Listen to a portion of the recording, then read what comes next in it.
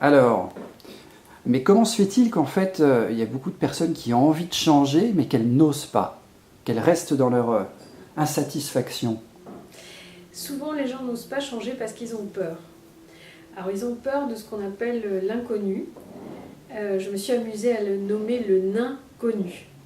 Parce qu'en fait, si on se représente l'inconnu comme étant cette petite personne, ce petit lutin, ça dédramatise passablement. Bon, à part ce petit joke préliminaire, donc essentiellement, on a la question de la peur de l'inconnu par la représentation qu'on se fait du futur.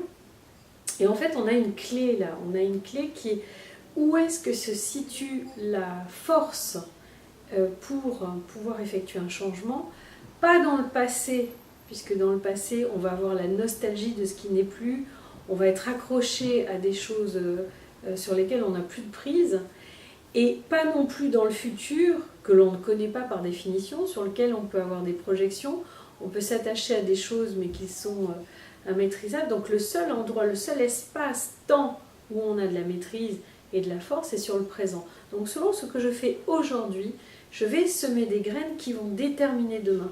Donc si par exemple je veux faire quelque chose qui nécessite de l'action, ce qui est à peu près l'essentiel des choses, prenons un exemple concret. Voyons, je cherche du travail, d'accord? Qu'est-ce que je fais concrètement? Si je cherche du travail et que je me dis, eh ben, j'en ai parlé à quelques personnes autour de moi et ça suffit, on va pas comprendre pourquoi on n'a rien, mais en fait si, c'est parce qu'on n'a pas fait assez. Par contre, si tous les jours, ou en tout cas dans la semaine, je me fixe un plan qui est, toutes les semaines je regarde mon réseau, les personnes que je connais, que j'essaie de rencontrer, que je me donne une occasion toutes les semaines de rencontrer des gens, et puis aussi que j'envoie systématiquement des candidatures spontanées à côté de mes offres d'emploi auxquelles je réponds, etc. Donc concrètement, si tous les jours de la semaine ou l'essentiel de la semaine, je fais des choses, il y a de fortes chances que j'ai des résultats. Donc selon comment je vais vivre mon présent, selon comment je vais habiter mon présent, selon ce que je vais faire, ce que je vais semer comme graines, j'aurai un futur qui va être différent. Par contre, si je fais rien, je ne peux pas supposer qu'après il se passera quelque chose. Donc cette peur que j'ai de l'inconnu, de demain, elle est assez disproportionnée puisque tout dépend de comment je m'investis maintenant.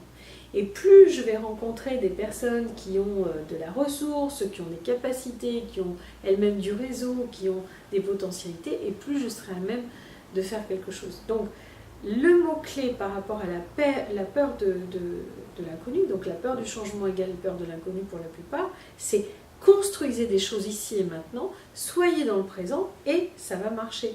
Et par contre, après on va se focaliser sur la qualité des graines qu'on va semer.